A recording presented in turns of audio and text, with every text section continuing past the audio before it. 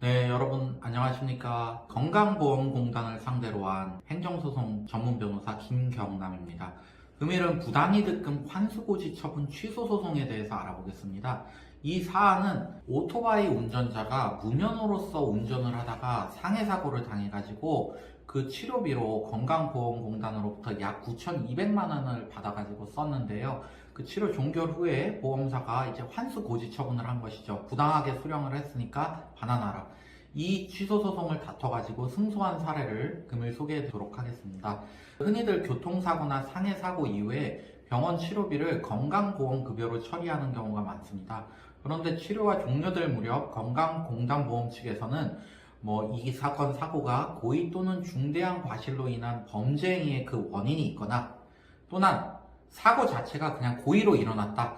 이런 주장을 하면서 치료비 반환을 요구하는 경우가 있습니다. 국민건강보험공단으로부터 치료비 반환을 요구하는 정확한 그 처분의 명칭은 부당이득금 환수 고지 처분이라고 합니다. 일반인 분들 중에는 이 환수 고지 처분을 당할 당시에 이미 쌍방폭행이라든지 교통사고에 있어서는 중앙선 침범, 신호위반, 무면허 운전 등으로 벌금형이나 집행유예 등을 받았기 때문에 이미 불리한 상태에 있고, 국민의 권리를 대변해서 행사하는 건강보험공단 측에서 합당한 이유 없이 환수 고지 처분을 했겠느냐라고 해서 당연히 내가 물어내야 되는 금액이구나 해서 순순히 응하는 경우가 굉장히 많습니다. 그러나 사실 국민건강보험공단의 처분에도 오류가 있을 수 있으니 이 점 굉장히 주의하셔야 됩니다. 특히나 어떤 사건이 더 문제가 되냐면 중앙선 침범 사건이나 통행 구분 위반 사건, 무면허 운전 사건, 직진 신호 위반 사건, 좌회전 신호 위반 사건, 쌍방 상해, 폭행 사건들에서 그렇습니다. 실제 재판 사안들에서도 그러한 케이스에서 국민건강보험공단 측에 환수 처분이 위법하다고 인정되는 경우가 많고, 오늘 같은 경우에는 무면허 운전 사례를 제가 소개해드리고자 합니다.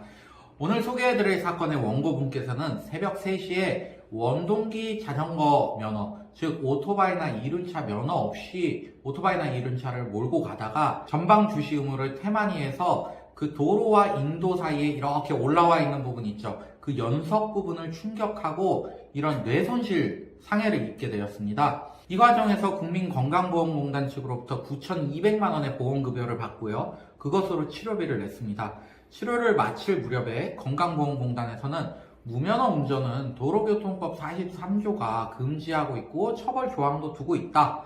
또한 무면허 운전으로 사고가 났을 때는 교통사고 처리법 특례 제3조 2항 단서에도 해당해가지고 처벌을 받는다. 그러므로 이건 고의에 의한 범죄 행위다. 왜? 무면허 사실을 본인이 누구보다 잘 알고 있었을 테니까. 그래서 고의에 의한 범죄로서 이것은 환수 고지 대상이 된다 라고 하면서 징수 처분을 내린 것입니다. 결국 원고분께서는 변호사를 선임해서 이런 부당이득금 환수고지 취소소송을 제기하고 그 결과 승소를 할 수 있었고, 결국 환수금 납부를 면할 수가 있었습니다. 승소 이유는 우리 법원이 사고가 원고의 과속 및 이런 미숙 운전으로 인해서 발생한 사실은 인정할 수 있는 한, 그렇지만 그 교통사고가 오로지 또는 주로 원고의 무면허 행위만으로 이루어진 것으로는 볼 수 없다.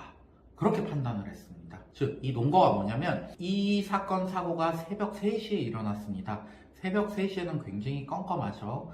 그러니까 기상 상황이 안 좋은 것이죠. 당연히 전방 시야가 상당 부분 가렵겠죠. 그것은 본인이 컨트롤할 수 없는 외부적인 요인이잖아요. 사람이 운전면허를 취득하지 않았다는 부분에는 고의 또는 중과실 당연히 있겠죠. 있다 하더라도 그것에 경합해가지고 외부적 요건이 들어와서 이 사건은 발생했기 때문에 주로 또는 전적으로 원고의 과실만으로 발생할 수 없다고 본 것이죠. 건강보험 같은 경우에는 국민의 이런 건강을 책임지기 위해서 만들어진 공적 성격의 급여적 성격을 갖고 있기 때문에 이런 부분에 있어서는 보호를 받아야 된다 라고 우리 법원이 판단한 것입니다. 자, 정리하겠습니다. 국민건강보험공단에서는 중앙선 침범 사건, 통행 구분 위반 사건, 무면허 사건, 직진 신호를 위반하고 직진을 했다는 사건, 좌회전 신호를 위반하고 좌회전을 했다는 사건, 쌍방 폭행이나 쌍방 상해 사건들에서 종종 지급받은 치료비를 부당이득금으로 환수고지 처분을 하고 있는데 실제 소송으로 가면 결과가 달라지는 경우가 굉장히 많습니다.